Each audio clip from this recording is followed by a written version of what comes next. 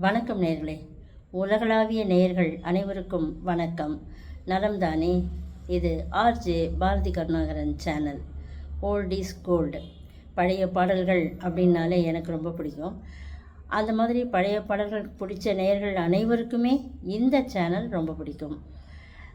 உண்மையாகவே திரைப்பட பாடல்கள் இதில் 1960s வெளிவந்த பாடல்களுக்கு ஈடு இணையே கிடையாதுங்க. அந்த பாடல்களை நான் ரசித்த விதம் எப்படின்றத உங்களுக்கு நான் சொல்கிறேன். அதில் எனக்கு ஒரு சந்தோஷம். இதுலேயே என்னுடைய கருத்துடைய ஒத்துப்போன உங்களுடைய கருத்துக்களும் இருக்கும். போன வாரம் தேன் துளிகள் அப்படின்ற இந்த நிகழ்ச்சியில் பார்ட் 1 வெளியிட்டிருந்தேன். அந்த நிகழ்ச்சியை பார்த்து நேயர்கள் நிறைய பேர் எனக்கு லைக் பண்ணியிருக்கீங்க, ஷேர் பண்ணியிருக்கீங்க, சப்ஸ்கிரைப் பண்ணியிருக்கீங்க, கமெண்ட்ஸ் கொடுத்துருக்கீங்க. எல்லாருக்குமே என்னுடைய மனமார்ந்த நன்றி. இப்போது தேன் துளிகள் பார்ட் 2 போகலாமா? நிகழ்ச்சிக்குள்ளே போகலாம். இப்போது இந்த நிகழ்ச்சியில் முதல் பாடல் அப்படின்னு எடுத்துக்கிட்டிங்கன்னா, எம்ஜிஆர் அவர்களும் ஜெயலலிதா அவர்களும் நடித்த பாடல் காட்சியை தான் இப்போ நான் சொல்ல போகிறேன். இந்த பாடலை பற்றி சொல்லணும் அப்படின்னா, ஒரு பாடல் ஃபுல்லாக ஒரு டென்ஷன். அவங்களுக்கு இருக்கோ இல்லையோ, நடிக்கிற அவங்களுக்கு இருக்கோ இல்லையோ, நமக்கு இருக்கும். ஏன் அப்படின்னு கேட்குறீங்களா? இந்த பாட்டில் அந்த காதலன் காதலிக்கு வளையல் போட்டு தன்னவளாக ஏற்றுக்கிற மாதிரி ஒரு கருத்து இந்த பாடலில் இருக்குது. ஸோ அவர் என்ன பண்ணுவார், அந்த அந்த வளையலை போடுறதுக்கு ட்ரை பண்ணுவார். நாயகிக்கு அந்த வளையலை போட ட்ரை பண்ணுவார்.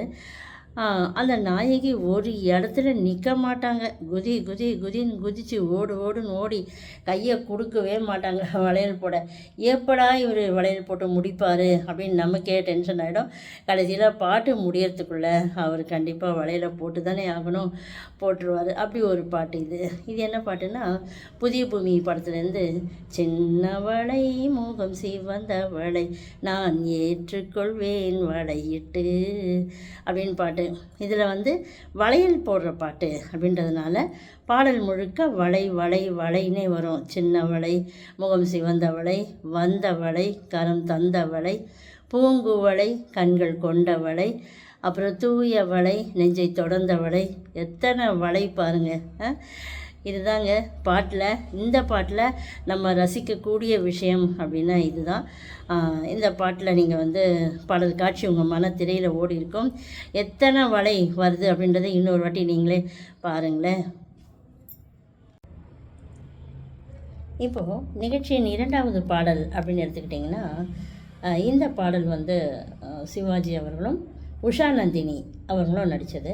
உஷா நந்தினி அப்படின்ற அந்த நடிகை தமிழில் ஒரு குறிப்பிட்ட குறைவான படங்களில் தான் நடிச்சிருப்பாங்க. ஆனால் அவங்களுக்கும் சூப்பரான பாடல்கள்லாம் இருக்குது. அது மாதிரி ஒரு பாடல் தான் இது. இது பொன்னூஞ்சல் படத்தில் இடம்பெற்றது. ஆகாய பந்தலிலே பொன்னூஞ்சல் ஆடுதம்மா. அந்த ஆடுதம்மா நான் அவங்க பாடும்பொழுது நம்மளே அப்படியே ஊஞ்சல் ஆடுற மாதிரி இருக்கும். இந்த பாடல் வெளிவந்த டைம் பயங்கர ஹிட் ஆச்சு இந்த சாங். அந்த சாங்கோட ஆரம்ப இசை, அப்புறம் பாடல் ஃபுல்லாக வர்ற இசை எல்லாமே நம்ம மனசை கொள்ளை கொள்ளும் அப்படின்னு சொல்லலாம். இயற்கை சூழலில் இந்த பாடல் எடுத்திருப்பாங்க. இந்த பாடலில் அவங்க ஒரு கற்பனையாக இந்த பாட்டில் ஒரு கல்யாணமே பண்ணிடுவாங்க. அதாவது பூச்சூடி புதுப்பட்டு நான் சூடி மனச்செம்பு கையேந்தி நாம் அங்கே போவோமா அப்படின்னு வரும்பொழுது அவங்க 2 பேரும் கல்யாணம் பண்ணிக்கிற மாதிரி அப்படி ஒரு சீன் அந்த பாட்டில் வரும். சும்மா கற்பனையாக வரும். அது எல்லாமே நம்ம இந்த பாட்டில் நம்ம ரசிக்கலாம். இது ரொம்ப ரொம்ப ரொம்ப ரொம்ப ஒரு இனிமையை கொடுக்கக்கூடிய பாடல். எத்தனை வாட்டி கேட்டாலும் ஒன்ஸ் மோர் அப்படின்னு கேட்குற மாதிரியான ஒரு பாடல். நிகழ்ச்சியின் 3வது பாடல் என்னென்னா, ஜெய்சங்கர், அந்த காலத்து ஜேம்ஸ் பாண்ட் அப்படின்னு சொல்லுவாங்க இல்லையா, ஜெய்சங்கர் அவர்களும் விஜயலட்சுமி அவங்களும் நடித்த ஒரு பாடல். இந்த பாடல் என்னவாக இருக்கும் அப்படின்னு நீங்கள் யோசிக்கிறீங்களா? பழைய பாட்டு தெரிஞ்சவங்கெல்லாம் இந்நேரம் அது என்ன பாட்டு அப்படின்னு சொல்லிட்டு இருப்பீங்க.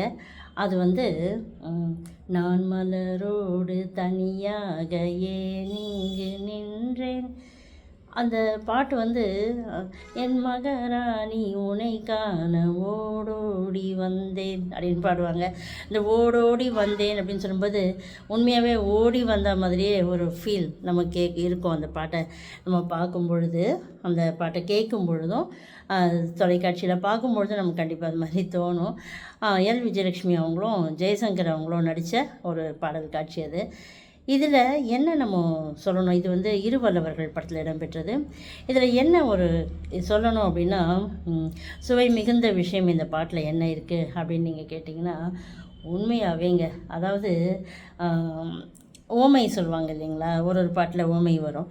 இந்த பாட்டில் ஓமை சொல்லியிருக்கிறாங்க. என்னென்னா, பொன் வண்டொன்று மலரென்று முகத்தோடு மோத நான் வளை கொண்ட கையாலே மெதுவாக மூட. இது ஒன்றா அழகாக இருக்கா? பொன் வண்டொன்று மலரென்று முகத்தோடு மோத. இது கூடவே அடுத்த லைனும் அடுத்த 2 வரியும் அதே ஓமையாகவே வரும். என் கருங்கூந்தல் கலைந்தோடி மேகங்களாக நான் பயந்தோடி வந்தேன் உன்னிடம் உண்மை கூற. அதை யோசிச்சு பாருங்களேன். கருங்கூந்தல் வந்து கலைந்தோடி அப்படியே மேகமாட்டம் வருதான். அதை பார்த்து இவங்க பயந்து போய் அந்த லவர்கிட்ட போய் சொல்கிறாங்க அப்படின்னு, பயந்தோடி வந்தேன் உன்னிடம் உண்மை கூற. எவ்வளோ அழகாக இல்லை? இதெல்லாம் ரசிக்கணுங்க. இதெல்லாம் நான் ரசித்தேன். நீங்கள் எத்தனை பேர் ரசிச்சிருக்கீங்கன்னு தெரியல. பாருங்கள், பாடல் காட்சியை பார்த்து ரசிங்க. நிகழ்ச்சியின் 4வது பாடல். 4வது பாடல் என்னென்னா, இதுவும் எந்த விதத்துலேயும் சோட போகலைங்க. அதாவது இது வந்து முத்துராமன் அவங்களும் விஜயகுமாரி அவங்களும் பாடுற பாட்டு. ஆனால் இவங்க எப்படி பாடுவாங்கன்னா, அண்ணன் தங்கை உறவு முறை. இந்த பாட்டில் அண்ணன் தங்கை உறவு முறையில் அப்படி ரசிக்கும்படி என்ன இருக்குது அப்படின்னு கேட்குறீங்களா? பாசமலரை விடவா அப்படின்னு கேட்குறீங்களா? பாசமலர் அது தனி ரகங்க, அது வேறு ரகம், அது எதோடையும் கம்பேர் பண்ண முடியாது. ஆனால் இந்த அண்ணன் தங்கை உறவுலேயும் நம்ம ரசிக்கும்படியான ஒரு விஷயம் இருக்குது. இது வரைக்கும் இந்த பாட்டை நீங்கள் கேட்டு ரசிச்சிருக்கீங்களா என்னன்னு தெரியல.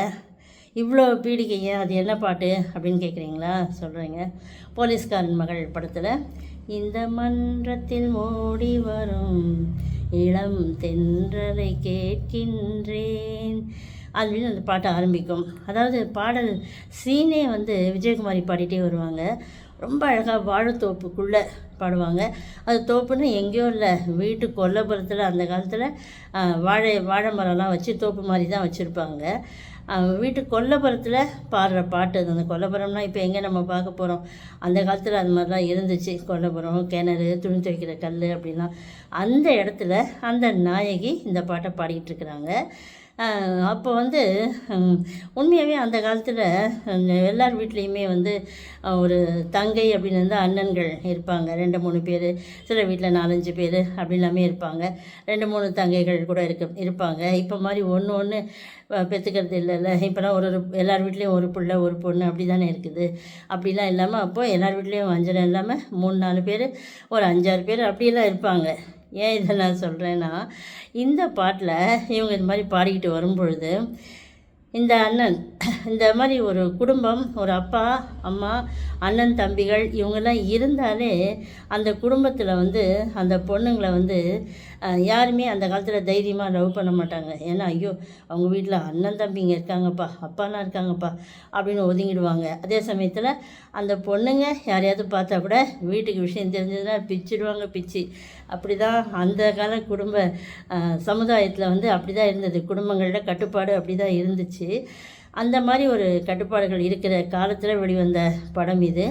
இந்த படத்தில் இந்த பாட்டு என்ன வருதுன்னா, அந்த மாதிரி அவங்க அந்த பாட்டு வரும்போது அவங்க அண்ணன் வந்து இவங்க ஒரு பாதி பாட்டு பாடிடுவாங்க. கடைசியாக அவங்க அண்ணன் வருவார். இந்த பாட்டை கேட்டுக்கிட்டே முத்துராமன் தான் அண்ணன், அவர் வருவார். தன் கண்ணனை தேடுகிறாள், மனக்காதலை கூறுகிறாள், இந்த அண்ணனை மறந்து விட்டார் என அதனையும் கூறாயோ அப்படின்னு பாடுவார். இதை கேட்கும் போது இந்த பாட்டு வரும்போதெல்லாம் நான் தொடக்கத்துலேருந்து முடிவு வரைக்கும் பார்த்துக்கிட்டே இருப்பேன் தொலைக்காட்சியில் வந்துச்சுன்னா. ஏன்னா அந்த மாதிரி ஒரு அண்ணன் தங்கை உறவு, அந்த மாதிரி ஒரு விஷயங்களெல்லாம் சினிமாவில் தாங்க பார்த்து ரசிக்க முடியும். அந்த மாதிரி இது ஒரு அருமையான ஒரு பாடல். இந்த பாடலை நான் ரசித்த விதத்தில் உங்களுக்கு சொல்லணும் அப்படின்னு நான் ஆசைப்பட்டேன், சொல்லிட்டேன். நீங்களும் இதே விதத்தில் ரசிச்சிங்களான்னு எனக்கு கமெண்ட்டில் சொல்லுங்கள். இப்போ நிகழ்ச்சியில் 5வது பாட்டு யார் நடித்தது, என்ன படம் அப்படின்னு தெரிஞ்சுக்கலாமா? அந்த காலத்து நடிகைகள் அழகுனா அழகு, அப்படி ஒரு அழகுங்க.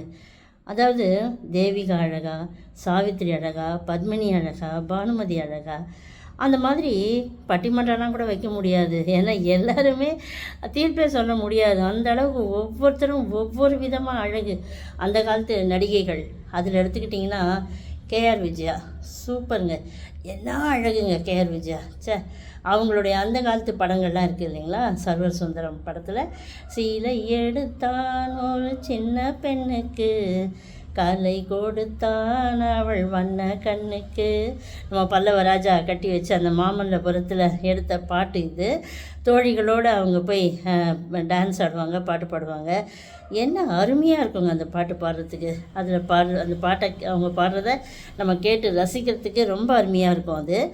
அந்த பாட்டில் ஒரு இது வரும், ஒரு ஸ்டான்ஸா வரும். அதாவது அன்னமி வயதோ 16, ஆண்டுகள் போயின 600, இன்னும் இவள் முதுமை எய்தவில்லை, என்னதான் ரகசியம் தெரியவில்லை.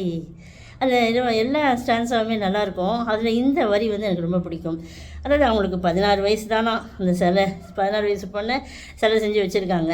சிலை செஞ்சு வச்சு 600 வருஷம் ஓடிடுச்சு. ஆனால் இன்னமும் இவங்க முதுமை எய்தலையே எப்படி அப்படின்னு இவங்க கேஆர் விஜயா அவங்க பாடுற மாதிரி இருக்கும். இதே கருத்து இன்னொரு பாட்டுலேயும் இருக்குது. அதாவது பிருந்தாவனத்தில் பூவெடுத்து, அந்த பாட்டில் கூட இருக்குது. அதாவது காவிரி பெண்ணுக்கு சிலை வைத்தான், அவள் காதலுக்கென்ன விலை வைத்தான், காலங்கள் தோறும் இளமை இருக்க கல்லாயிருக்கும் நிலை வைத்தான். அதாங்க, காலங்கள் தோறும் இளமை இருக்கணும்னா கல்லாக தான் இருக்கணும் அப்படின்னு இந்த பாட்டில் இவங்க கேட்டது கேள்வி, அந்த பாட்டில் பதில் இருக்குது. நம்ம ஒன்று பார்க்கும்போது இன்னொன்று, நமக்கு ஒன்று கேட்கும்பொழுது சிலை பற்றி ஒன்று கேட்கும்போது இன்னொரு பாட்டும் ஞாபகத்துக்கு வருது இல்லையா? 2 பாடலையும் நம்ம ரசிப்போம் இல்லைங்களா? அந்த மாதிரி இந்த பாட்டில் சர்வர் சுந்தரம் படத்தில் இடம்பெற்றது சிலை எடுத்தான் ஒரு சின்ன பெண்ணுக்கு. அருமையான இந்த பாடலோட இன்றைய பார்ட் 2 பகுதியை, தேன் துளிகள் பார்ட் 2 பகுதியை நான் முடிக்கிறேன். வழக்கம் போல் எல்லோரும் கேட்குற மாதிரி தான் நானும் கேட்குறேன். இந்த நிகழ்ச்சியை கேட்டு நல்லா என்ஜாய் பண்ணுங்கள். என்ஜாய் பண்ணிட்டு சப்ஸ்கிரைப் பண்ணாதவங்க சப்ஸ்கிரைப் பண்ணுங்கள், லைக் பண்ணுங்கள், ஷேர் பண்ணுங்கள், நல்ல கமெண்ட்ஸ் கொடுங்க. இதெல்லாம் தான் எனக்கு உற்சாகத்தை தரும். மீண்டும் மீண்டும் நிறைய நிகழ்ச்சிகள், இதில் நிறைய பாடல்களை பற்றி நான் ரசித்த அந்த விதத்தை உங்களுக்கு சொல்லணும் அப்படின்னு நான் காத்துக்கிட்டு இருக்கிறேன். பாடல்களும் உங்களுக்காக காத்துட்ருக்கு. வாங்க. வணக்கம். நன்றி. வணக்கம்.